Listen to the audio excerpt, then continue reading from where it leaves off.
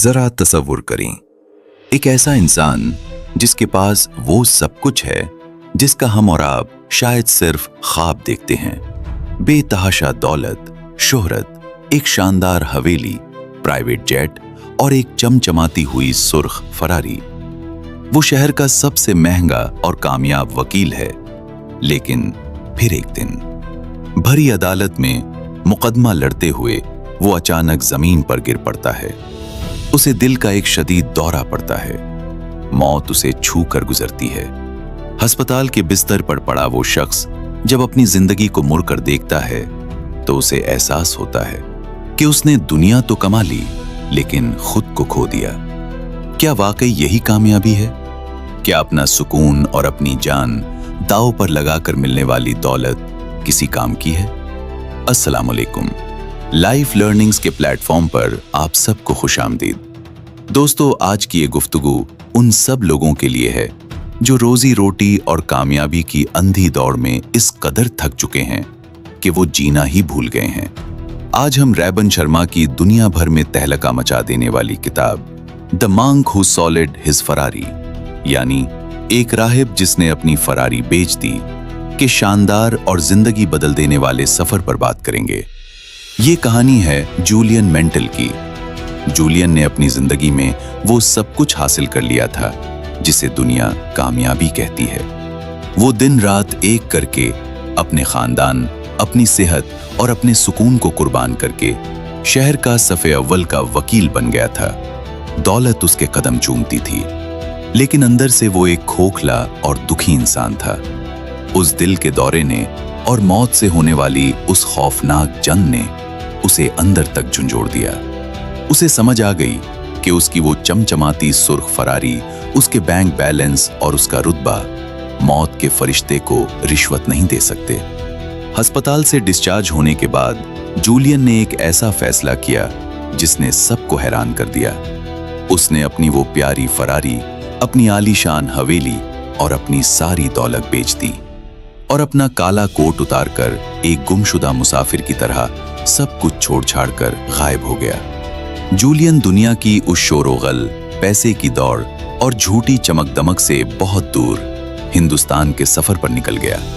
वो सुकून और आगाही की तलाश में हिमालय के उन बर्फपोश और पुरअसरार पहाड़ों में चला गया जहां तक आम इंसान की रसाई नहीं थी।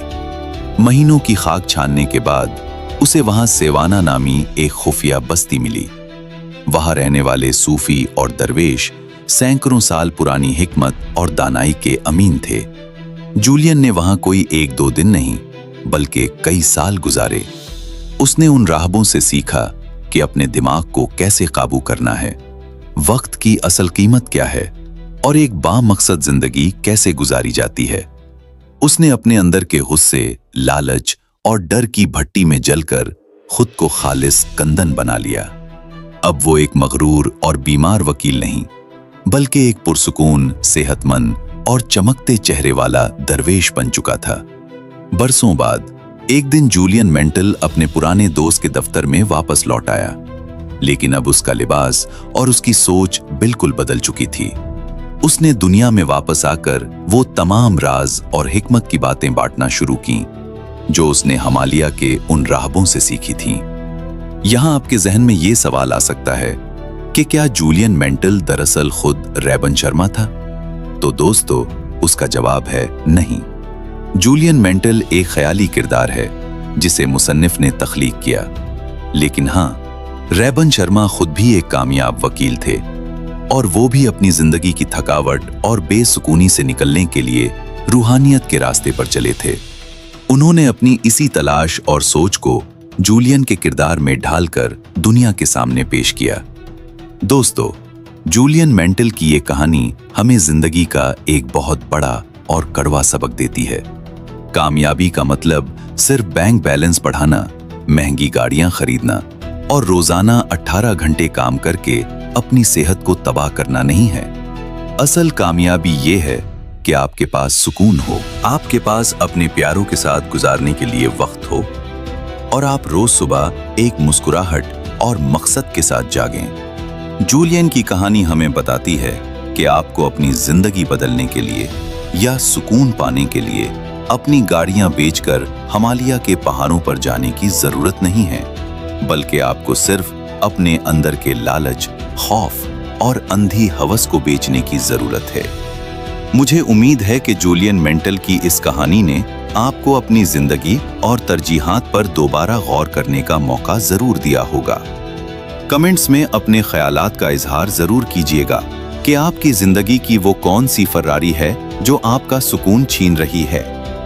इस पैगाम को उन दोस्तों के साथ जरूर शेयर करें जो काम और पैसों की दौड़ में अपनी असल जिंदगी को भूल चुके हैं। लाइफ लर्निंग्स के प्लेटफॉर्म से आज के लिए बस इतना ही।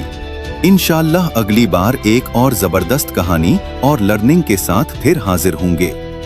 तब तक के लिए अपना और अपने रिश्तों का बहुत ख्याल रखिएगा। अल्लाह निगहबान।